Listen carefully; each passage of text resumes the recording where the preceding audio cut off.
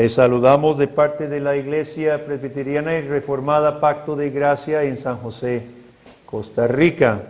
Les invito que abran sus Biblias en 1 de Samuel, capítulo 15.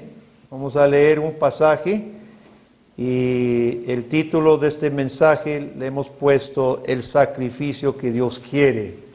El sacrificio que Dios quiere.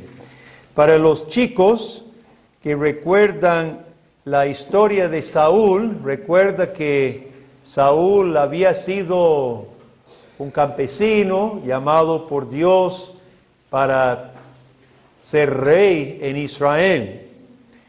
Y Saúl había comenzado bien, pero después comenzó a desobedecer. Y ya llegamos a este capítulo 15, donde Dios le manda a otra misión como rey de Israel. ¿Recuerda Saúl? ¿Qué número de rey era Saúl? ¿Primero, segundo, tercero? El primero. Saúl tenía el privilegio de ser el primer rey en Israel. Capítulo 15, 1 de Samuel. Después Samuel dijo a Saúl: Jehová me envió a que te ungiese por rey sobre su pueblo Israel. Ahora pues, está atento a las palabras de Jehová. Así ha dicho Jehová de los ejércitos: yo castigaré lo que hizo Amalec a Israel al oponérsele en el camino cuando subía de Egipto. Ve pues y hiere a Amalec y destruye todo lo que tiene y no te apiades de él. Mata a hombres, mujeres, niños y aun los de pecho, vacas, ovejas, camellos y asnos. Saúl pues convocó al pueblo, les pasó revista en Telaim, 200,000 de a pie y 10,000 hombres de Judá. Y viniendo Saúl a la ciudad de Amalec, puso emboscada en el valle, y dijo Saúl a los ceneos: idos, apartaos y salid de entre los de Amalec, para que no os destruya juntamente con ellos, porque vosotros mostrasteis misericordia a todos los hijos de Israel cuando subían de Egipto. Y se apartaron los ceneos de entre los hijos de Amalec. Y Saúl derrotó a los amalecitas desde Gavila hasta llegar a Shur, que está al oriente de Egipto. Y tomó vivo a Agag, rey de Amalec, pero a todo el pueblo mató a filo de espada. Y Saúl y el pueblo perdonaron a Agag y a lo mejor de las ovejas y del ganado mayor, de los animales engordados, de los carneros y de todo lo bueno, y no lo quisieron destruir, mas todo lo que era vil y despreciable destruyeron.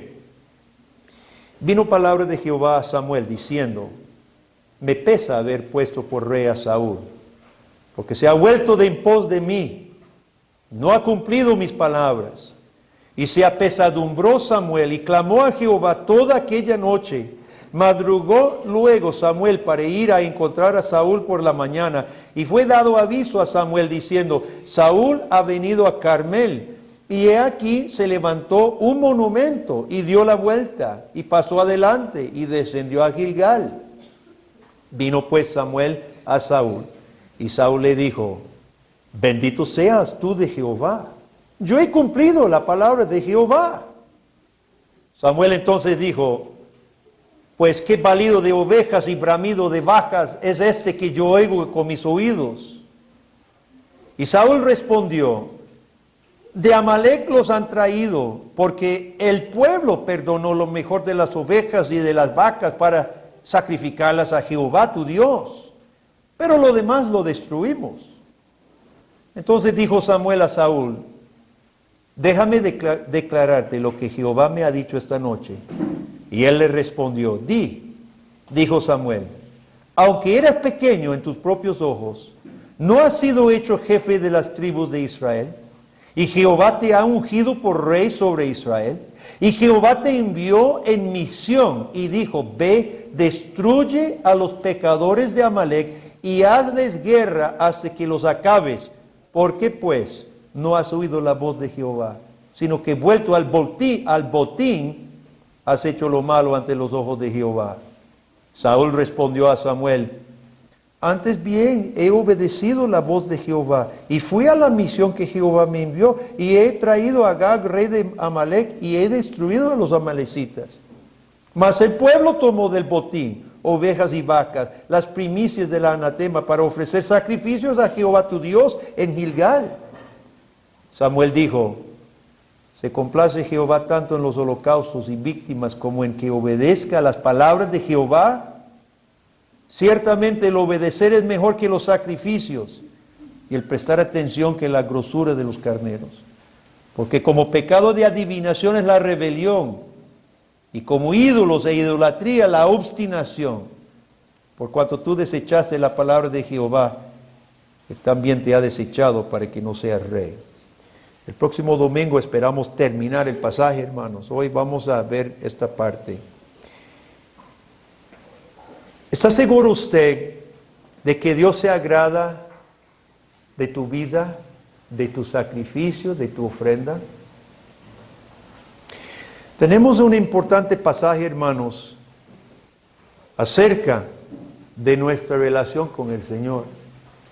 Dios le dio una misión a Saúl como rey de Israel, y era traer juicio sobre Amalec. Los amalecitas se habían opuesto a Israel cuando subieron de Egipto, pero Dios en ese momento no los había destruido. Pero hasta ahora la copa del pecado de los amalecitas se había llenado. Y Dios encargó a Saúl, que era rey de un pueblo especial, en un momento especial de la redención. Dios encarga a Saúl a ejercer el castigo de Dios. Y lo que tenemos aquí, hermanos, es un tipo de juicio final. Tal vez usted leyendo esto dice: pero fue terrible, animales y hasta niños. Pero así va a ser el final del mundo. Van a haber niños en el juicio final, hermanos, impíos que recibirán castigo. Y eso es lo que vemos, la exterminación de un pueblo rebelde, anatema. Anatema significa consagrado, pero consagrado al castigo. Se había llenado la copa de la ira de Dios, y Dios envía a Saúl a castigarlos. ¿Cuál fue la actitud de Saúl? ¿Y por qué es tan grave, hermanos, lo que hace Saúl?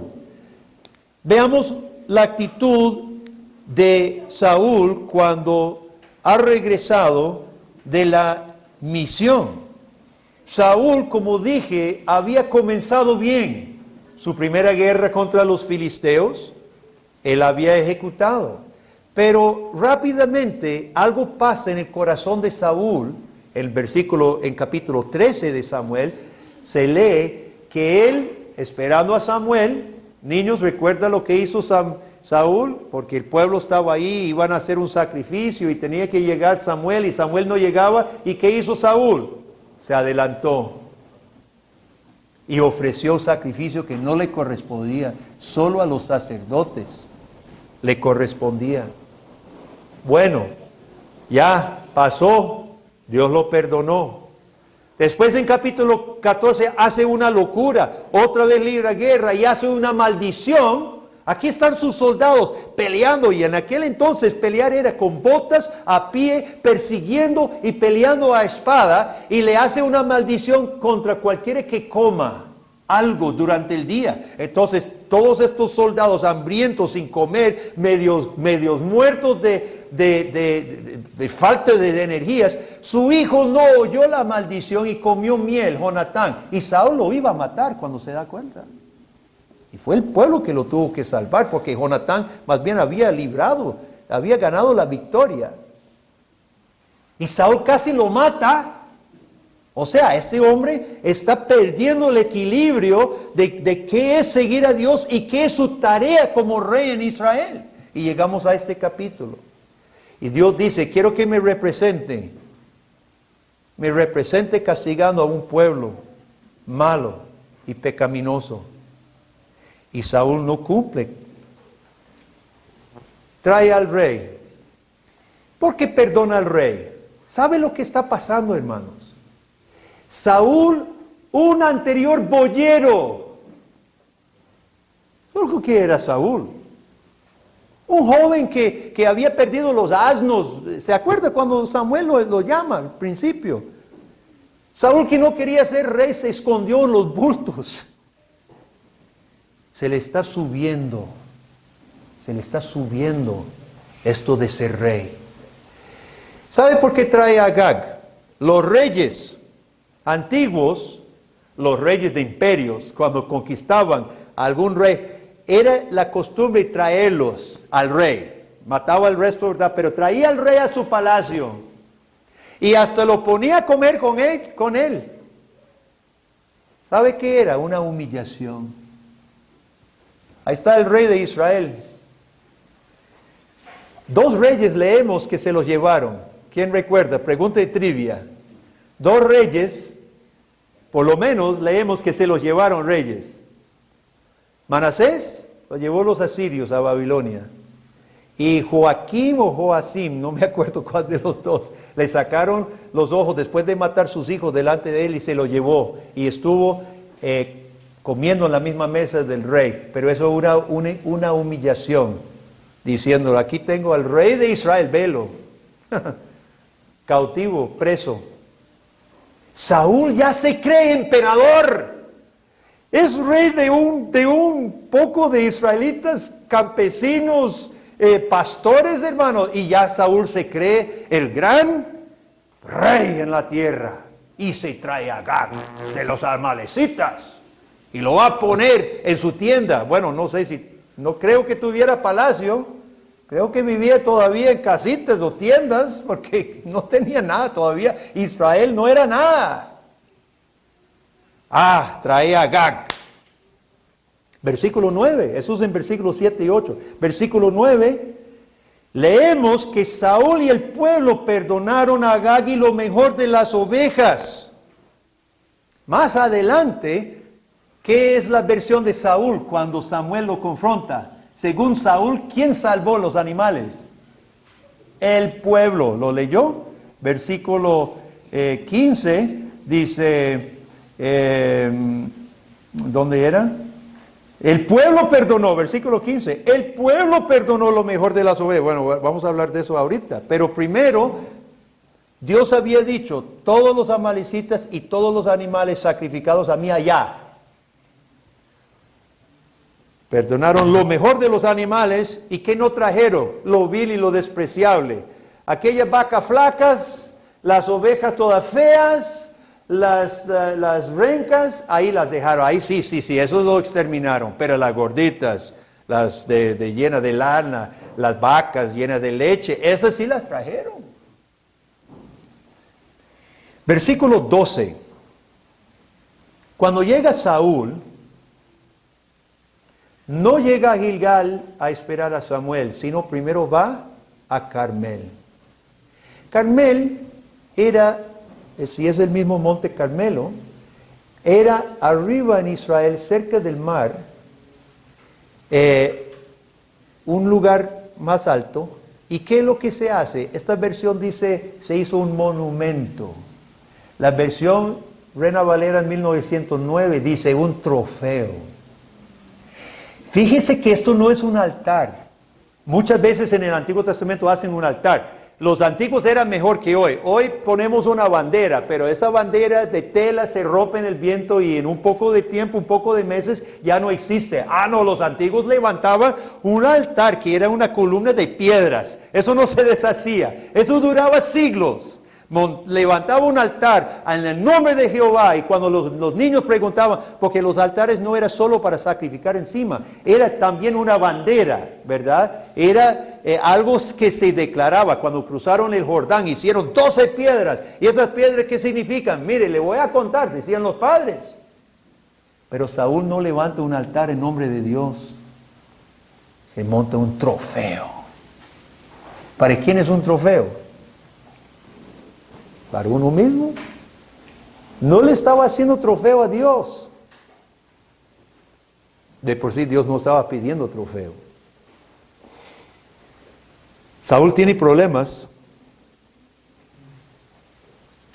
Y cuando Samuel al fin se encuentra con Saúl, Saúl viene con Agag y va y monta su monumento y esto y lo otro. Después ya llega a Gilgal.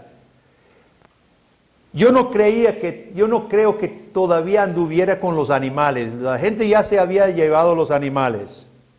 Yo cuando era niño leía eso, yo creía que ahí estaban, ¿verdad? Toda la manada. No.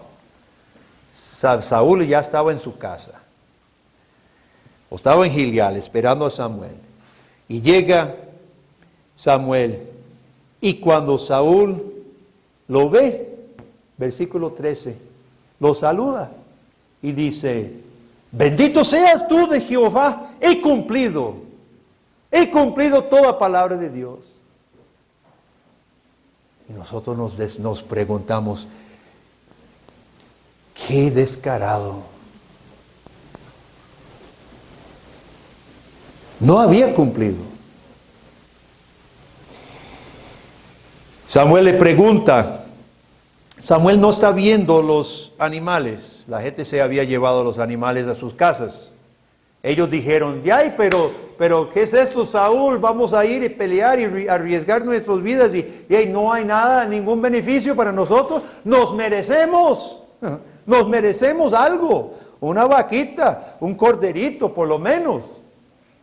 Y el pueblo se llevó el ganado y llevó el botín. Pero Samuel dice, yo oigo las manadas que se trajo. Y ahí estaba Agag también. Vea lo que hace el pecado, hermanos. Vea que el pecado nunca se corrige solo, sino que se empeora. El pecado no confesado siempre se empeora. Saúl comienza perdonando a Agag. Saúl comienza permitiendo que el pueblo tome los animales. ¿Quién mandaba? Él dice, es que fue el pueblo que agarró. ¿Quién mandaba ahí? ¿Quién era el rey? Era él. Si él decía, mate todos, tiene que matar todos. Comienza a hacer pretextos. Comienza a desobedecer. Su corazón no es leal. Pero ya llega Israel. ¿Y qué más? Voy a hacerme un monumento. Ya comienza el pecado, hermano. Comienza el pecado a empeorar la situación, a empeorar todo el corazón, a pudrir desde dentro. Me voy a hacer un monumento. Ya cuando ve el profeta venir, debe mentir. Pero vea cómo es el pecado, capaz de mencionar a Dios. Bendito sea Jehová.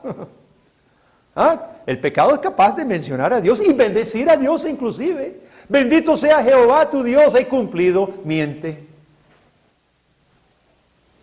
El pecado hipócritamente puede bendecir a Dios y mentir en la misma frase.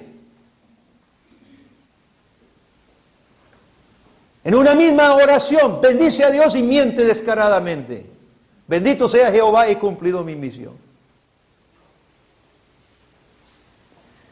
Y cuando Samuel lo confronta, hace pretextos tontos. Fue el pueblo que lo perdonó, pero yo cumplí.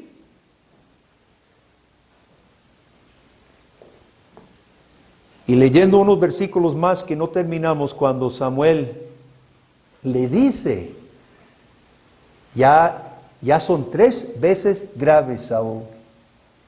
Dios va a quitar el reino de ti. Vea su actitud en versículo 30, más adelante no lo leímos. Pero vea qué tristeza, hermanos. Saúl le dijo, yo he pecado, pero te ruego que me honres delante de los ancianos. Mire, le acaba de quitar el reino. Su hijo no va a ser rey. Y lo único que pide es que lo honre delante de los hombres. Ve qué tristeza. Lo único que le importaba era la imagen delante de la gente. ¿Qué piensan los demás de mí? Nada más. Nosotros conocemos esta corriente que está muy arraigada en la iglesia. Aquí hablamos del liberalismo teológico. ¿Qué es el liberalismo teológico? Una corriente dentro de la iglesia, los que todavía se llaman iglesias falsamente, que quiere congraciarse con los hombres. ¿Qué es la historia del liberalismo teológico, hermano? De aquellas iglesias, muchas históricas, que negaron la fe, negaron la palabra de Dios por congraciarse con el mundo. Usted sabe que las iglesias presbiterianas, liberales, en el siglo pasado, cuando en los Estados Unidos la moda de la sociedad era prohibición, el famoso movimiento de prohibición de licor.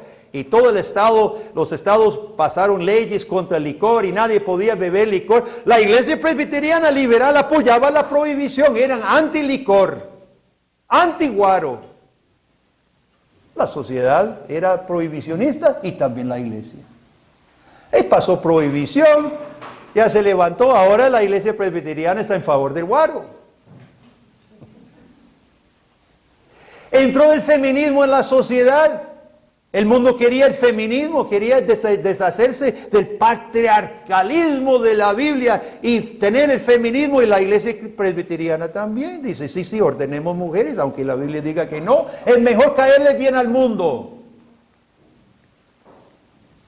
Más adelante en los años 60, 70, cuando legaliza en Estados Unidos el aborto, dice la iglesia presbiteriana, sí, también, hay que la salud reproductiva, el bienestar de la mujer, matemos bebés. Apoya el aborto. Y hoy cuando la sociedad está pidiendo matrimonio homosexual, la iglesia presbiteriana liberal dice, sí, ordenemos homosexuales, y ahí los tienen de pastores homosexuales y lesbianas. Saúl fue el primer, no fue el primer, pero fue un liberal. Su interés único era congraciarse, quedar bien ante el hombre. Qué tristeza cuando iglesias enteras siguen a Saúl, no a David y no a su hijo Jesucristo. Pero no solamente el liberalismo teológico, hermanos, lo conocemos en el neopentecostalismo contemporáneo también. El mundo es avaro, el mundo es codicioso, el mundo es lujurioso. Ofrezcamos lo mismo en nombre del Evangelio. Tú te lo mereces, tenga todo. En nombre del Evangelio, Dios te va a hacer feliz y bendecido, y no se preocupe por arrepentimiento, y no se preocupe por sacrificarse, no se preocupe por negarse a sí mismo, tomar su cruz y seguir a Cristo. Todo eso arránqueselo de la Biblia. Queremos caerle bien al mundo. Hermanos, esto de lo que está haciendo Saúl es la esencia de la naturaleza pecaminosa nuestra. Saúl no está haciendo ni más ni menos que demostrar un corazón carnal, impío, no arrepentido. ¿Cuál es el problema de fondo? Versículos 10 y 11, Dios mismo lo dice. Versículos 10 y 11. Vino palabra de Jehová a Samuel diciendo, me pesa haber puesto por rey a Saúl, porque se ha vuelto de en pos de mí y no ha cumplido mis palabras. El problema de Saúl es que había dejado a Dios, y esta es la raíz del problema, hermano. Abandonar a Dios, apartarse de Dios, alejarse de Dios. El problema de Saúl, de fondo, no era perdonar a Agag, ni traer vacas gordas. Ese no era el problema de fondo. El problema es que su corazón no amaba a Dios. En su corazón no le importaba la gloria de Dios. Fíjese que lo que vamos a hablar, estoy adelantando un poquito el próximo domingo, pero en versículo 29, Samuel llama a Dios la gloria de Israel. Pero eso no le importaba a Saúl. Por algo, Samuel destaca ese nombre de Dios, la gloria de Israel. Dios había sido la gloria de Dios. Dios habría sido la gloria de Saúl. No le importó.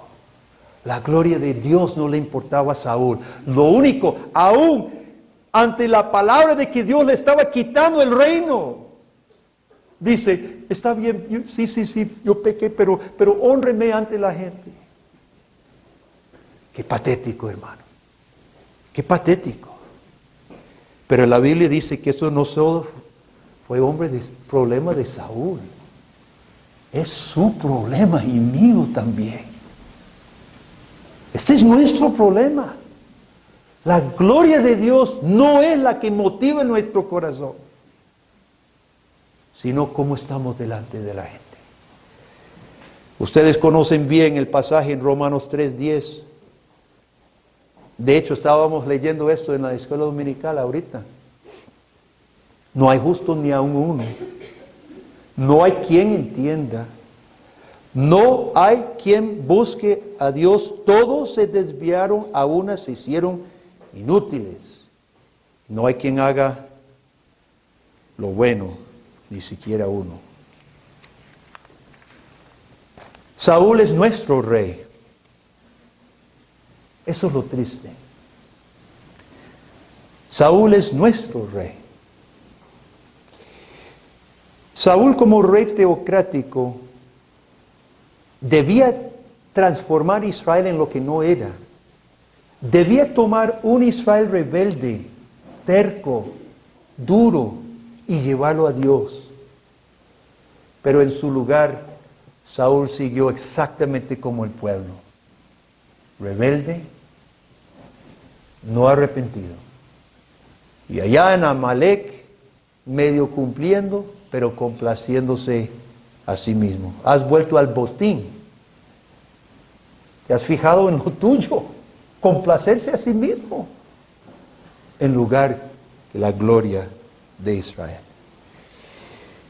Nosotros no sabemos lo que Dios pide, hermanos. Por supuesto lo sabemos. ¿Acaso es complicado lo que Dios pide? Y lo que hacemos demuestra el fondo del corazón. Traerse la vaca no era el pecado imperdonable, pero era motivado por el corazón. En el hogar, usted no sabe lo que Dios pide, cómo tratar a su cónyuge. Sí sabe, ¿verdad? ¿Y por qué no lo hace? Hijos, usted sabe lo que Dios manda, respetar y obedecer a sus padres, ¿verdad que sí? No es complicado ese mandamiento. ¿Y por qué no lo hace? Nosotros todos sabemos lo que Dios pide de nuestra lengua, que edifiquemos y construyamos la reputación de nuestro prójimo, que no andar en chismes, ni mentiras, ni destruyendo. ¿Y por qué no cumplimos? Y si nosotros nos ha sido entregado un evangelio de vida, y Dios dice, vaya y comparte las buenas nuevas a toda criatura, y nosotros callamos, ¿por qué? Etcétera, etcétera, hermano. Israel, en el tiempo de Saúl, necesitaba un rey que lo levantara de su estado de egoísmo, codiciosos, avaros, mentirosos. No lo encontraron en Saúl, porque Saúl terminó siendo lo mismo. Entonces, hermanos, ¿dónde está la esperanza? Versículo 28 tiene la esperanza. En versículo 28, Samuel dice, Jehová ha rasgado hoy de ti el reino de Israel y lo ha dado a un prójimo tuyo mejor que tú. Ahí está la esperanza, hermano. David iba a ser, no un rey perfecto, pero iba a ser el rey teocrático que necesitaba Israel. Pero más importante, hermano, el hijo de David, Jesucristo, iba a ser nuestro rey perfecto. Que nos tomara donde estábamos en nuestro pecado y rebeldía y corazón duro. Y nos tomara, hermanos, para perdonarnos, lavar nuestras ofensas en la cruz de Calvario, infundir en este corazón de piedra que tenemos un corazón de carne y transformarnos para que ya no seamos lo que antes éramos. Ahí está la esperanza. Hermanos, Jesucristo fue el rey que Israel no tenía en Saúl. En Saúl solo nos vemos reflejados todos nosotros. Y hoy ante este pasaje Dios nos da la oportunidad de vernos cuál somos, hermano. Especialmente cuando nuestro anhelo es más caer bien ante el mundo, ante las personas, complacernos a nosotros mismos, que buscar la gloria de Israel, que es Dios. El próximo domingo, Dios primero, vamos a concluir el resto de los versículos. Yo les animo en casa, por favor, lea todo el capítulo. estos versículos que acabamos de leer, padres con sus hijos, y termine el capítulo hasta el final de capítulo 15. Para el próximo domingo, Dios primero, terminar el mensaje acerca del sacrificio que Dios quiere hoy. Hoy hemos visto el sacrificio que Dios no quiere. Hoy hemos visto el sacrificio que Dios no quiere. Nos hemos visto reflejado en el mismo Saúl, desobediente, hipócrita, mentiroso. Que Dios nos ayude, hermanos, a reflexionar sinceramente. Porque cuando contrastamos a Saúl con Jesús, veremos al Rey que verdaderamente necesitamos. Vamos a orar. Y el próximo domingo, Dios primero, terminaremos este mensaje. Oremos.